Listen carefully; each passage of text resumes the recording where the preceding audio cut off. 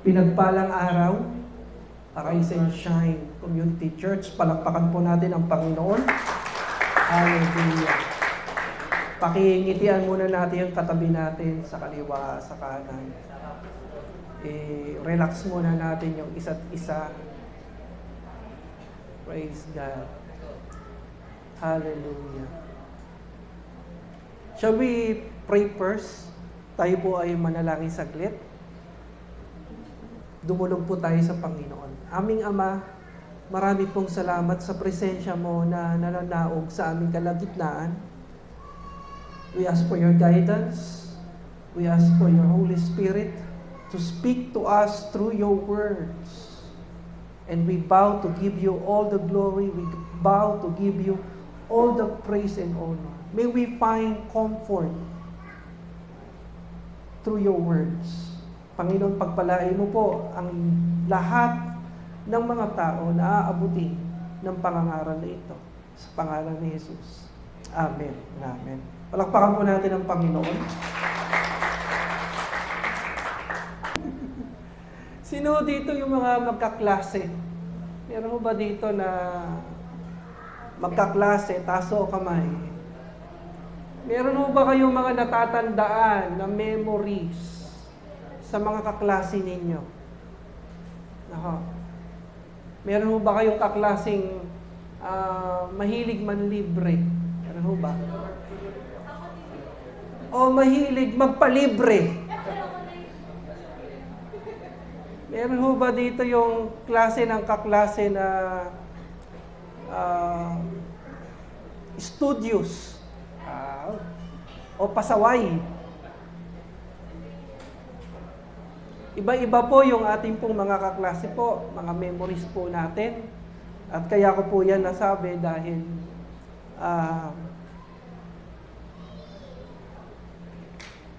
ayan po, 1990, naging kaklase ko po ang inyong pong pastor. 17 anyos lang po ako niyan. Kaya 1990, mga more than 30 years na po kami magkakilala. Naging kaklase ko po yan sa isang church.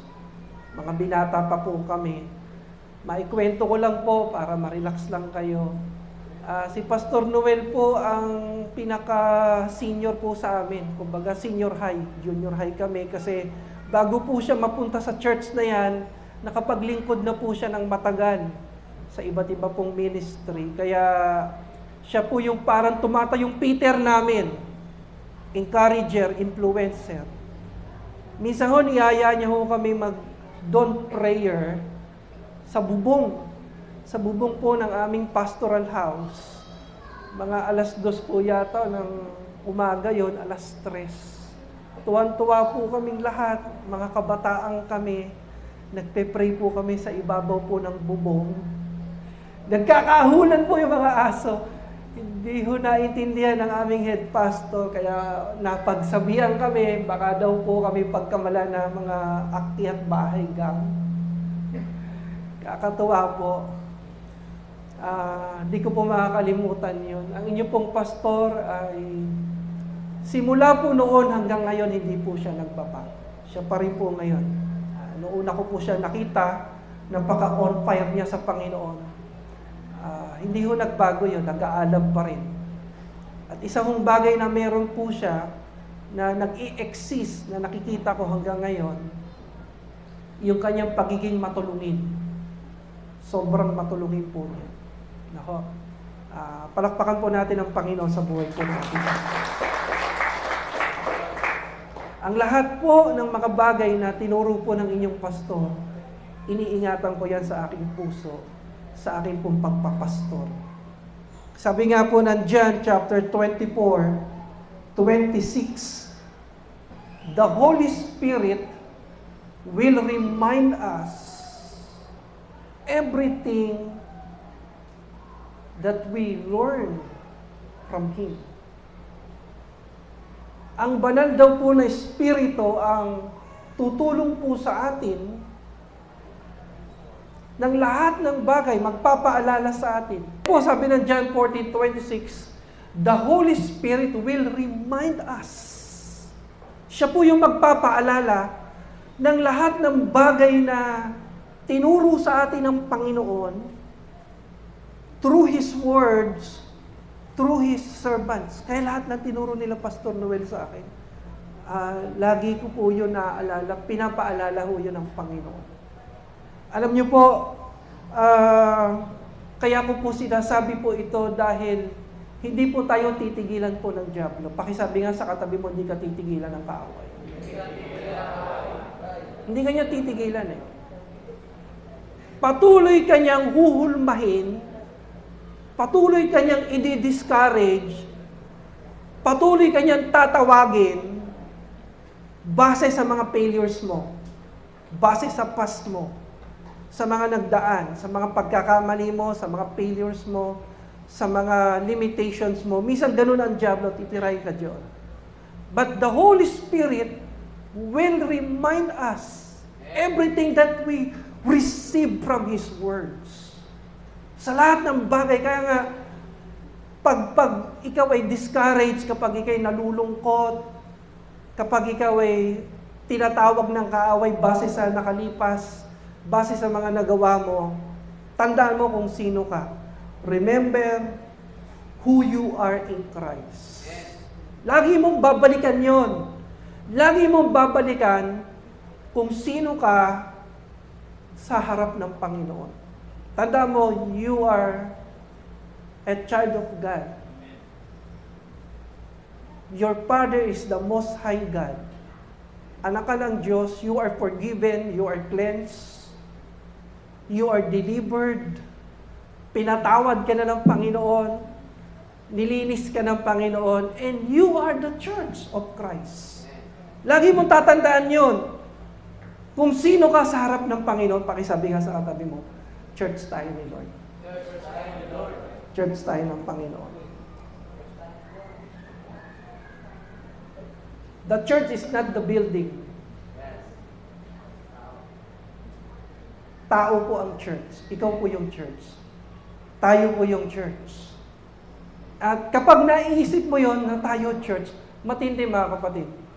May matinding encouragement ang ibibigay po sa atin ng Panginoon. Tingnan po natin. 22 Bible verses tells us that we are the church of the Lord Jesus Christ. Napakarami po niyan. Screenshot mo na lang, tapos basahin mo. Makikita mo, lahat ng mga talata na yan, sinasabi, church ka. Church ka ng Panginoon. At kapag pinag-isipan mo ng malalim yan, pinag-pray mo yan, makikita mo yung matinding pagpapala na ibinibigay ng Panginoon sa church. Unang-una po, tandaan po natin, bilang church, ang sabi po dyan, you are strong. You are the church of the Lord Jesus Christ. At dahil church ka ng Panginoon, ang sabi dyan, you are strong.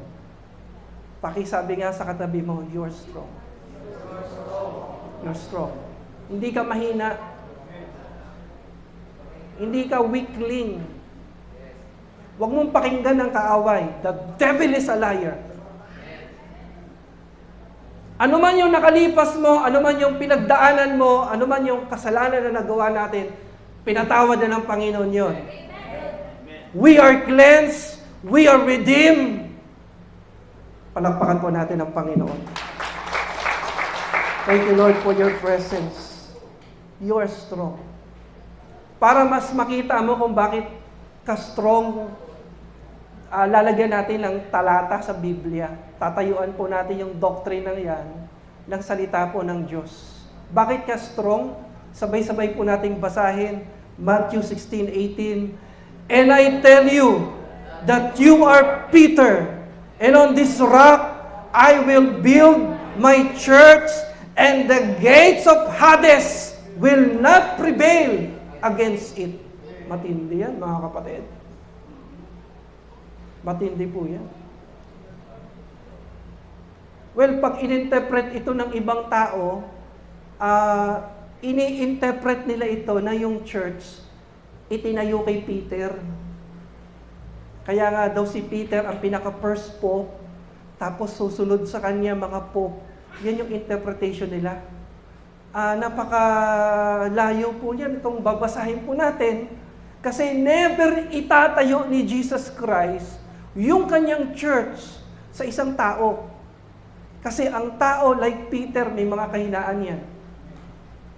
May mga pagkukulang yan. Never itatayo ni Kristo yung kanyang church sa sinumang tao. Kung magiging maingat po tayo dito, makikita natin ang sabi ng Panginoon, "And I tell you that you are Peter, and on this rock, I will build my church." Yung rock dyan, ang sabi po ni Apostle Pablo, si Kristo. Jesus is the rock. He is our strong foundation. He is our firm foundation. Kaya pala malakas tayo. Kaya pala strong tayo kasi tayo po ay itinayo ng Panginoon sa isang matatag at matibay na pundasyon.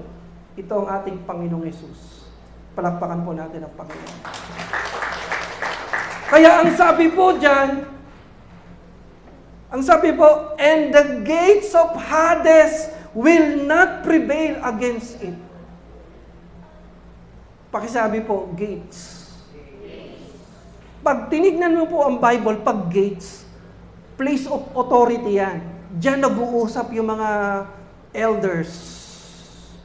Ang sabi ng Panginoon, kahit daw po yung gates of Hades, Hades means hell, kahit daw po mag-usap yung mga principalities, rulers of darkness, kahit mag-meeting pa si Satanas at ang kanyang mga kampon against you, against us, against the church, it shall not prevail.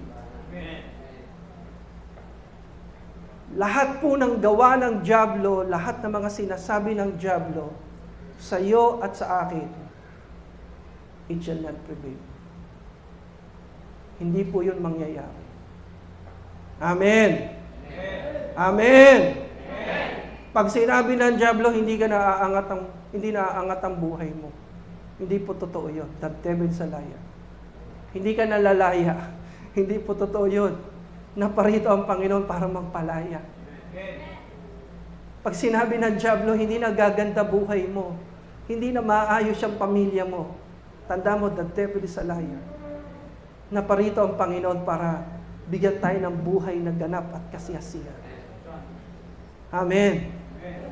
Kaya tignan niyo po, lahat ng problema ng church na nararanasan po natin, lahat ng pag-atake ng dyablo against us, hindi po napangyayari.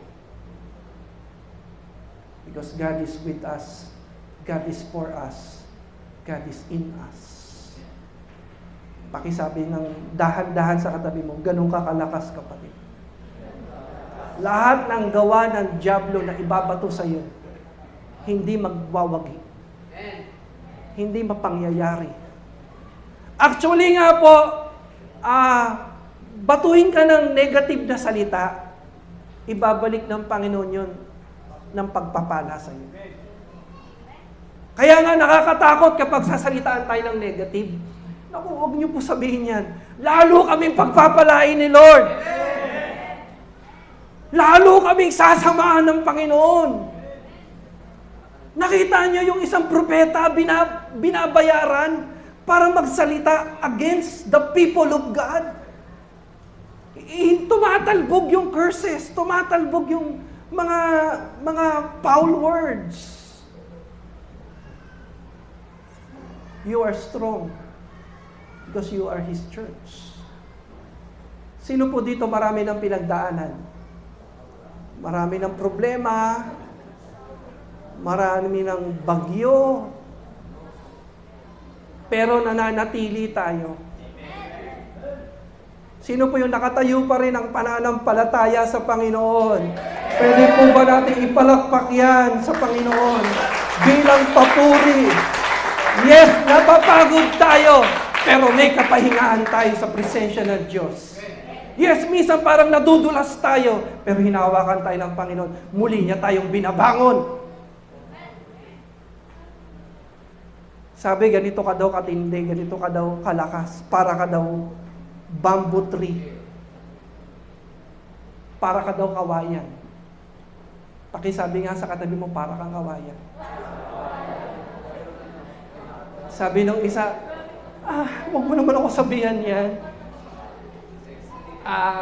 Hindi tumutukoy sa physical, kundi yung nature ng kawayan na taglay mo, kapatid. Katulad po ng kawayan, ang daming bagyong pinagdaanan, pero nananatili pa rin nakatayo. Hallelujah. We are strong. Because God is with us. Katulad ng kawayan, flexible tayo. Mabilis tayo mag-adjust. Nakakapag-adjust tayo pag may mga problema tayo. Because God is with us. God is for us. God is in us. Katulad po ng kawayan, minsan nasusugatan tayo. Minsan nababawasan tayo. Pero alam niyo po ba, ang kawayan, kapag yan ay nasusugatan, meron po siyang kakayanan, meron siyang ability na mag-regenerate, pagalingin yung kanyang sarili. At kapag yan po ay nababawasan, lalo po yung yumayabong. Kaya naniniwala po ako, kung ang church nababawasan, nasasaktan, huwag po tayo mag-alala. Ang Panginoon po ang ating kagalingan. Ang Panginoon po ang ating comforter. At lalo ho tayong pagyayabongin ng Panginoon. Lalo ho tayong pagyayamanin ng Panginoon. Lalo ho tayong palalaguin ng Panginoon. Bakit? Church tayo ng Panginoon. Church tayo ng Panginoon. Kita nyo naman kahit sa church history, sino po nag-aaral ng church history, makikita mo po yung church talagang gustong durugin ng dyablo. Pero hindi niya madurog-durog. Pinaghihiwalay-hiwalay niya. Pero hindi niya mapigilan. Lalo pa ang dumadami. Hallelujah!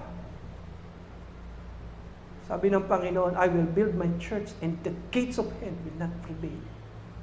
Hallelujah! Palakpakan po natin ang Panginoon. Purihin po natin ang Panginoon. Hallelujah! Pangalawa po, next lang po yung message ko. You are strong, ang sabi doon, because you are His church. Number 2, you are powerful. Hindi ka lang strong. Kundi bilang church, ang sabi diyan, you are powerful. Alam mo ba na powerful ka? Pakisabi nga sa katabi mo, powerful ako. Makapangyarihan ako. Bakit? Nasa akin ang pinakamakapangyarihang Diyos. Sabi ng iba, may agimat ka ba? Wala akong agimat. Nasa akin ang pinakamakapangyarihang Diyos. Hallelujah. Kaya tignan mo kahit anong gawin ng dyablo sa atin, talagang, iba eh. Instead, masira buhay mo, lalong gumaganda buhay mo. Instead, mawasak yung pamilya mo, lalong nabubuo. At nagkakaroon ng matinding patutuo. Hallelujah. Thank you, Lord, for your presence. Gaano ka ka-powerful? As church, ang sabi po, the 72 returned with joy and said, Lord, even, pakisigaw po, the demons submit to us in your name. Wow. Gano'n ka pala ka-powerful, kapatid. Hindi ka pala dapat matakot sa kaaway. Ikaw pala ang totoong kinatatakutan ng kaaway. Dahil nasa iyo ang Panginoon. Kaya nga pag mga nagtatapon yung mga matatanda pag gabi na, tabi-tabi po, yung tatay ko po hindi ganun. Tabahan ka sana sa pangalan ni Jesus. Walang takot kasi nasa kanya Panginoon. Nasa iyo, Panginoon. Now, gaano tayo ka-powerful? Ang sabi, we can destroy the works of the devil. Tingnan mo yung katabi mo. Yung katabi mo, yan ang sisira sa lahat ng gawa ng dyablo. Tingnan mo siya. Yung katabi mo, yan ho ang sisira sa lahat ng gawa ng dyablo. Sisirain niya lahat ng gawa ng dyablo. Ganun siya ka-powerful. Amen? Pakisabi sa katabi mo, manalig ka. Manampalataya ka. Maniwala ka sa salita ng Diyos. Gaano ka ka-powerful, kapatid, ulitin ko, kayang-kaya mong sirain ang lahat ng gawa ng dyablo. Hallelujah. Paano? Ang sabi dito, through preaching of His Word. Ang sabi po dito sa Luke, na binasa natin sa Luke 10, nung sila'y nangaral ng salita ng Diyos, yung mga demonyo talagang nanginginig, nagtatakbuhan. Hallelujah. Hallelujah. Kaya nga po, ako po, ay gumawa po ng aking YouTube channel kasi naniniwala po ako na itong pagpipreach po natin, nakakasira po ito ng gawa ng kaaway. Marami pong testimonies po, hindi ko na po ma-share sa inyo. Ang dami hong nagpapatotoo. Ginagamit po namin ito sa evangelism.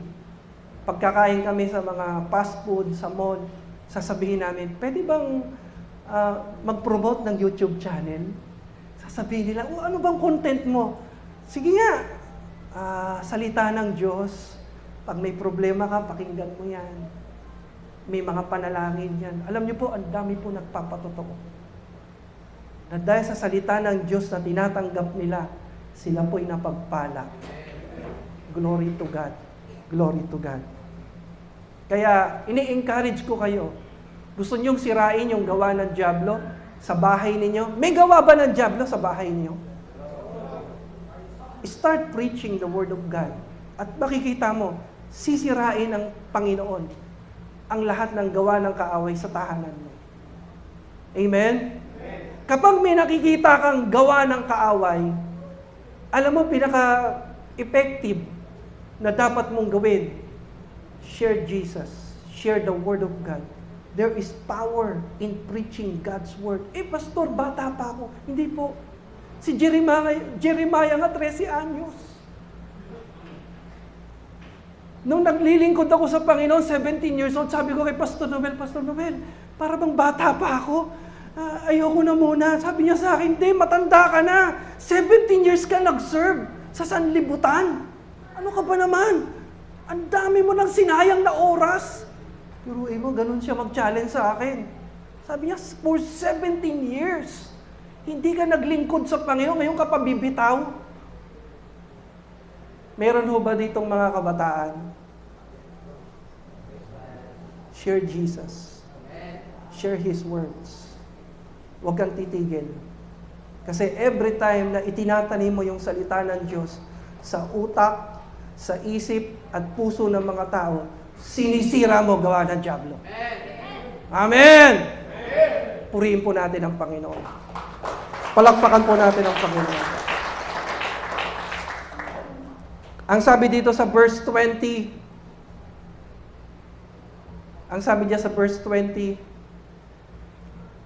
He replied, I saw Satan fall like lightning from heaven. Wow, ganito pala nangyayari pa nagpipreach po tayo. Well, yung ibang interpretation, sinasabi nila, ito yung time na nagrebelde si Satanas. Binaksak po siya sa langit. May nag-i-interpret din po, mangyayari po ito after po ng Battle of Armageddon sa mga nag-aaral ng eschatology. Pero ako po, naniniwala na every time na nag-share tayo ng Word of God, at yung tao po ay nagkakaroon ng deliverance, enlightenment, encounter. Every time na nag-share tayo ng Word of God at na-encourage po natin yung tao, naku-convert, I do believe na bumabagsak ang kaaway. Pakisabi nga sa katabi mo, ibagsak mo ang kaaway. Baksak mo! Paano mo siya ibabaksak? Share Jesus. Share His words. Alam mo, pag nananahimik ka, hindi ka nag-share, nahihiya ka, tinataas mo kaaway. Tinataas mo siya. Pero every time na sinishare mo yung Word of God sa asawa mo, sa mga anak mo, sa mga kaibigan mo, talagang niyuyurakan mo kaaway niyan. Maniwala ka, kapatid. Hallelujah. Pero anong po sabi ng Panginoon sa verse 19? I have given you authority to trample on snakes and scorpions and to overcome all the powers of the enemy. Nothing will harm you. Pakisabi po, authority. Kaya ka powerful may authority ka. Ang authority mo, hindi galing sa tao, galing sa Diyos. Ang authority mo, binigay ng Panginoon. Binigyan ka ni Lord ng authority mag-preach ng word. Ano man ang kalagayan mo sa buhay. Ano man ang sitwasyon mo sa buhay. Amen! Ang sabi dito sa verse 20, however, do not rejoice that the Spirit submit to you, but rejoice that your names are written in heaven. Mas maging masaya daw tayo dahil ang pangalan natin nakasulat sa aklat ng buhay. Mas magpuri daw po tayo dahil saved tayo. Hindi po tayo para bang sobrang saya dahil nakakadami tayo ng tao. Hindi tayo after sa number. Hindi po tayo after doon sa, mayayaman yung mga nadadala namin. Hindi po tayo after doon. Ang mahalaga sa atin, nakakakay tayo ng tao sa paanan ng Panginoon. Mahirap, mayaman, bilanggo, malaya. Masaya po tayo doon at masaya tayo na tayo ay ligtas. Hallelujah. Palakpakan natin ang Panginoon.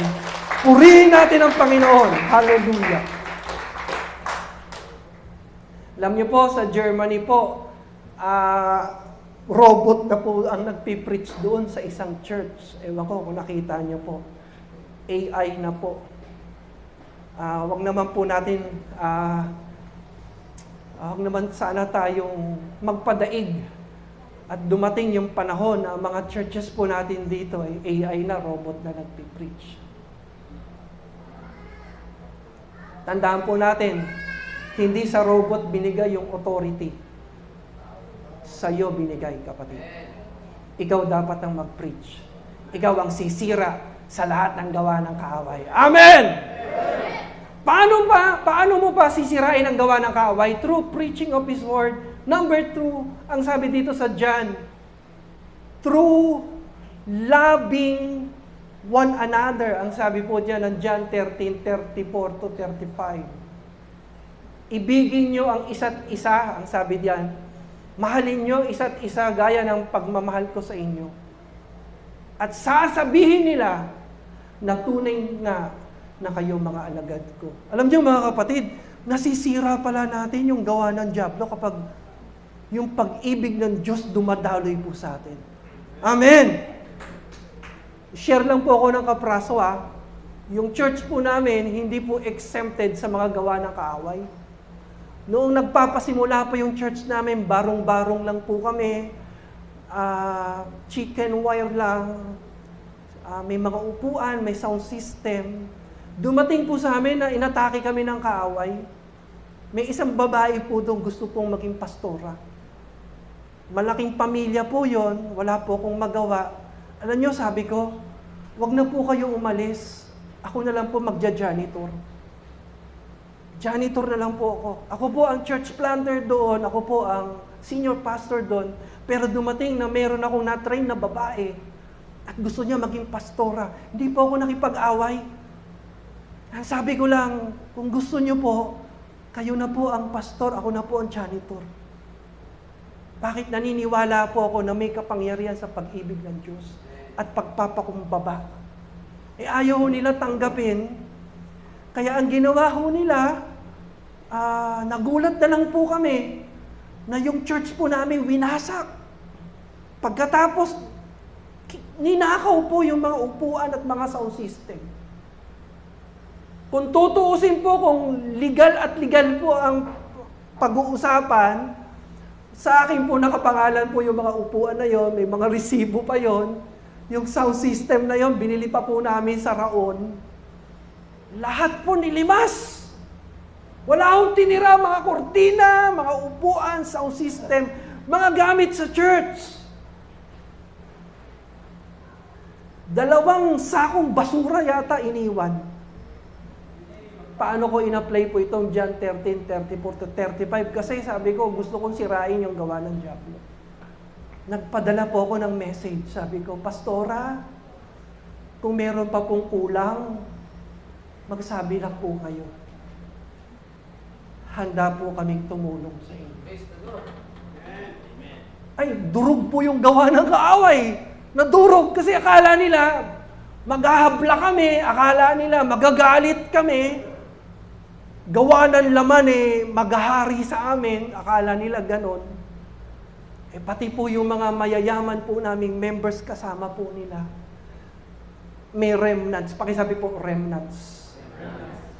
Alam mo, kapag hindi masyadong, alam mo yon, nakaka-contribute, iiwanan yan, iiwanan. Sabi ko, kung may kulang pa, sabihan nyo lang po kami, magpapadala po kami. Kaya, to make the long story short, nakita nila may pag-ibig tayo ng Diyos. At nadurog po ang gawa ng kaaway. Kaya kapag nagkikita kami ngayon, wala silang may pipinta sa akin. Amen? Friends kami, magkaibigan kami, hindi po ako naiilang sa kanila. At sila pa minsan ang naiilang sa akin. Amen? Pero alam nyo, ang remnants, basahin nyo po ang Biblia ninyo from Old Testament down to New Testament. Iba po ang blessing ng Panginoon sa remnants. Iba po, maniwala kayo. Sino po dito yung ang daming problema ng church na pinagdaanan, pero nandito pa rin po kayo. Taas po ang kamay, 2 kamay, kasama mga paapa. Ay, remnants po kayo. Iba po ang grace, ang blessing ng Lord sa remnants. Amen? Kaya yung church po namin, kasi ako po, ang katuwiran ko po sa pagpapastor, Lord, kung talagang tinawag mo ko, ikaw po magpo-provide. Takot na takot po ako magtayo ng church. Takot po ako dyan. Alam ni Pastor Noel yan, ako po yung kabataang pastor na takbo ng takbo. Pag may problema, aalis sa church, tatakbo. Takot po ako.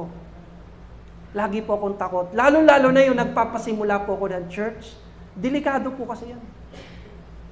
Naalala niyo po yung sabi ng Biblia na hindi naman sila tinawag ng Diyos para doon, pero nag-alay sila ng kamanyang. Bumaba, di ba yung apoy?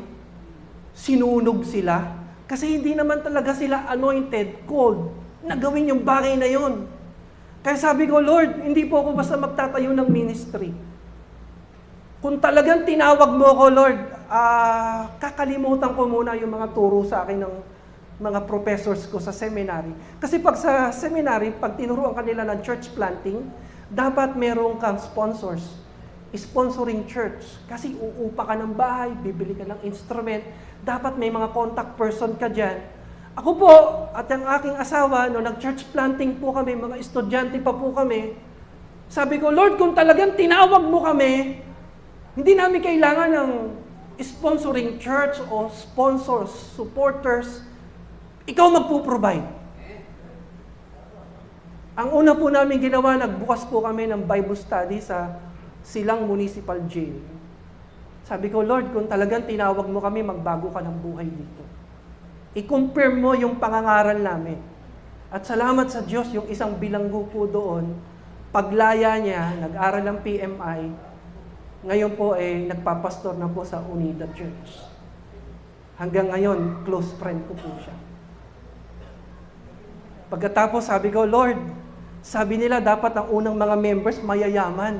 Pero kung talagang tinawag mo ko, Lord, hahanap ako ng mga ubod ng hirap, puno ng mga utang, tadtad ng utang sa katawan. Kaya sa palengke po ako nagpunta. Nagbukas po kami mag-asawa ng Bible study sa palengke. Alam niyo naman yung mga nagtitinda sa palengke, puro 5-6 yan, puro utang yan. Sabi ko, Lord, kung talagang tinawag mo kami, pagpalain mo mga taong ito. Baguhin mo ang mga buhay nila. Magpagaling ka. Nakita ko po ang Diyos nagpapagaling, ang Diyos nagbabago ng buhay. At yung huling-huli kong prayer, Lord, sabi mo, Lord, tinawag mo ko. Kaya kung talagang tinawag mo ko, i-bless mo po itong remnants. According to your word, i-bless mo remnants. Alam niyo, nangyari sa remnants po namin, pinagyaman sila ng Diyos. Pinalago ng Diyos ang kanilang mga buhay. Pinagpala sila ng Diyos. Hindi mo kaakalain na yung mga remnants na yun na parang mga basang sisiw na kawawa, hindi mo akalain na sila pagpapalain ng Diyos. Nagmamayari ng mga hotel, resort sa Cavite. Grabe po ang pagpapala, ang grace ni Lord. Kaya huwag kang malulungkot, remnants, kung naiwan ka. Sino dito naiwan? Huwag kang malungkot dahil hindi ka iiwan ng Panginoon. May matinding pagkilos ang Diyos sa buhay mo. Sasaluhin mo yon. Tatanggapin mo yon. Palakpakan natin ang Diyos. Can we shout hallelujah? Hallelujah! Praise the Lord! Grabe po. You are powerful. At kaya mong sirain ang gawa ng diablo through His Word and through His love. Praise God. Next, ito na po ang kahulihan. You are His church and you are blessed. Blessed ka, kapatid. Blessed ka. Niwala ka. Church ka ng Panginoon, tapos remnants ka pa, blessed ka. Ang sabi po ng Biblia, dito po sa talata na ito, tingnan niyo po, Genesis 12:2, I will bless you so that you will be a blessing. Hindi ka lang pagpapalain ng Panginoon. Hindi ka lang niya pagpapalain. Gagamitin ka niyang daluyan ng pagpapala. Wow! Sarap nun. Humihingi ka lang ng blessing, hindi lang po blessing bibigay sa ni Lord. He will make you a blessing. Pakisabi nga sa katabi mo, you are a blessing. Yung makatabi ka, makasama ka ngayon, pagpapala ka na sa akin. You are such a blessing from the Lord. Praise God. You are a blessing. Alam niyo po, napakaganda na tinuturo ni Pastor Noel na debt-free. Ano po, debt-free. Sino po dito ang nagpe-pray? Ako yun, di po prayer ko na palayain ako ng Diyos sa lahat ng aking utang. Ito po ba ay prayer ninyo? Ang sabi po dito ng Deuteronomy chapter 28, ito po ang salita ng Diyos para sa atin. Bubuksan niya ang langit upang ibuhos sa inyo ang ulan sa kapanahunan, sabi diyan. Pagpapalain niya kayo sa lahat ng inyong gagawin. Sino mga students? Taas ang kamay, students. God will bless your study. Amen? I-bless ka. Lahat ng gagawin mo, pagpapalain ng Diyos. Sino po yung mga may negosyo? May mga negosyo kayo, tindahan. God will bless your business. Lahat ng gagawin mo. Kaya ano man ang hawakan mo, pagpapalain ng Diyos. God will bless the works of your hands. Amen. Sino po may trabaho dito? May trabaho. Pagpapalain ng Diyos ang trabaho mo. Yan ang sabi ng Diyos. Hindi po ako nagsabi niyan, hindi kami. Ang sabi ng salita ng Diyos, pagpapalain niya lahat ng gagawin mo. Ano po ang sabi pa po? Dahil dito, hindi kayo mangungutang. Sa halip, kayo pa ang magpapautang sa iba. Ang sarap niyan. Napakasarap na pangako. Pinangahawakan ko po yan. Alam niyo po, ang natutunan po namin sa Marriage 101, yung para maiwasan mo yung mangutang ka o magpautang, ito po yung tinuro ng Panginoon. Share ko lang po ng maiksi. Kasi po, naging problema po ng aming church, yung utang dito, utang doon.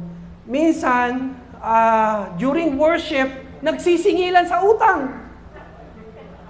Nagkakatampuhan dahil sa utang. Hindi na nagpapansinan dahil sa utang. At minsan nawawala sa church dahil sa utang.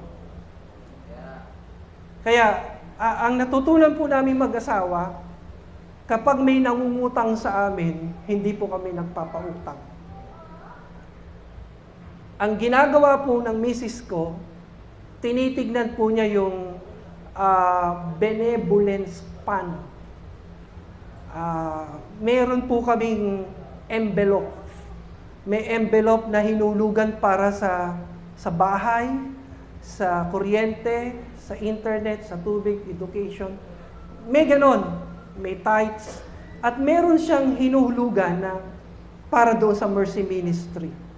Kaya kapag may lumalapit po sa amin, hindi po namin pinapautang yung pambayad ng bahay. Kasi baka hindi makabayad.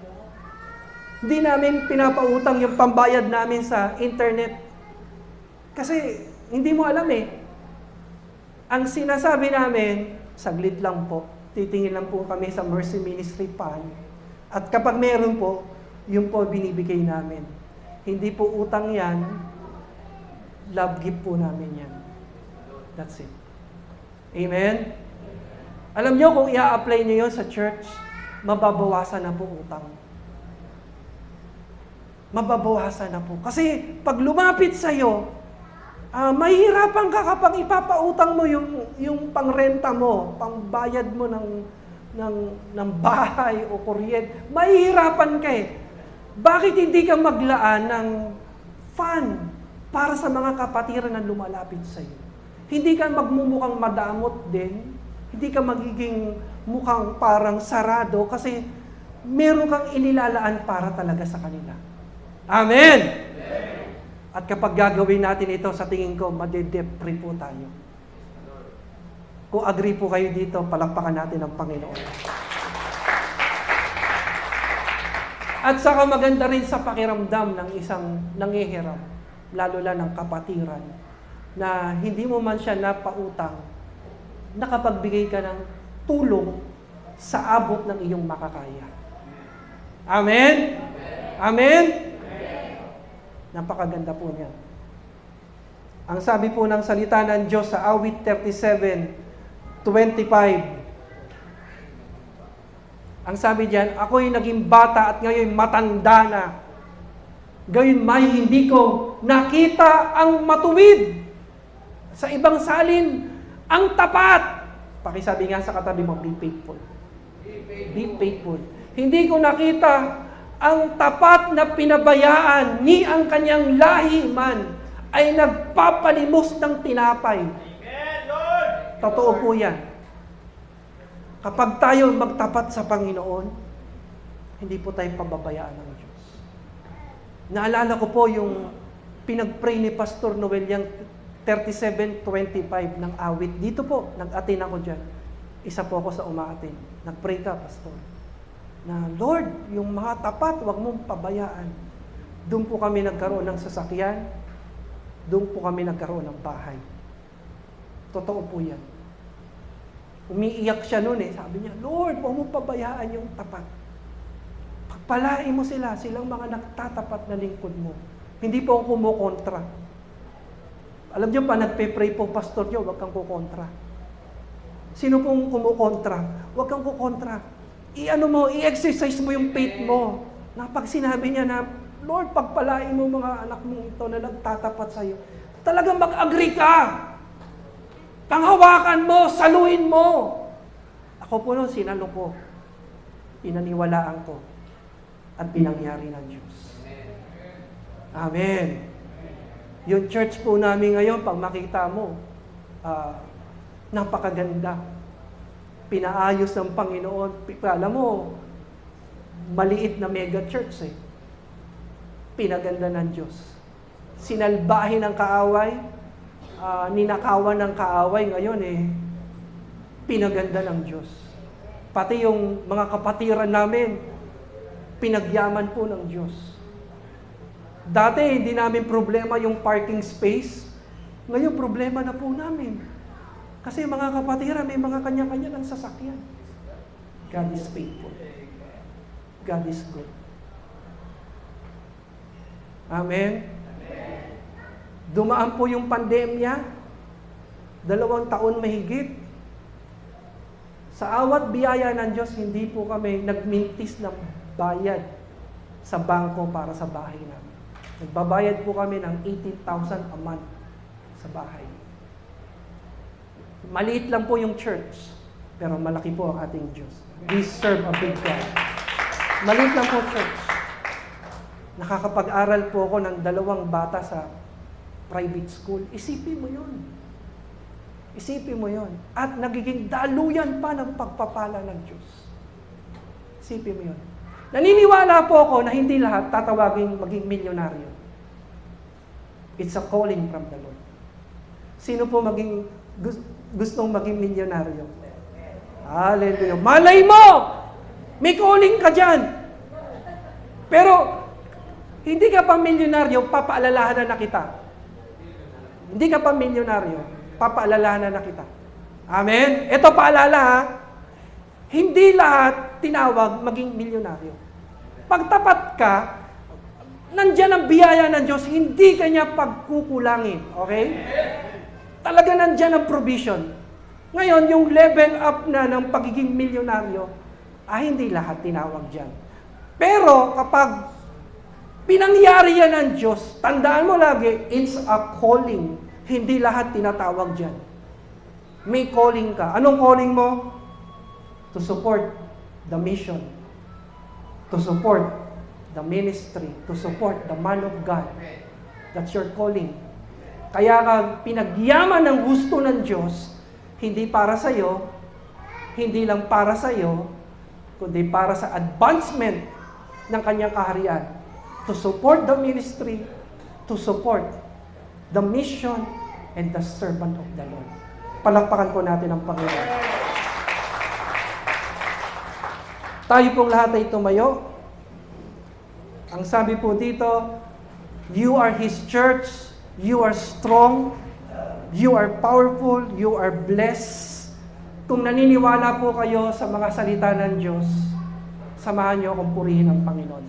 Palakpakan po natin ang Panginoon. Let's give Him praise.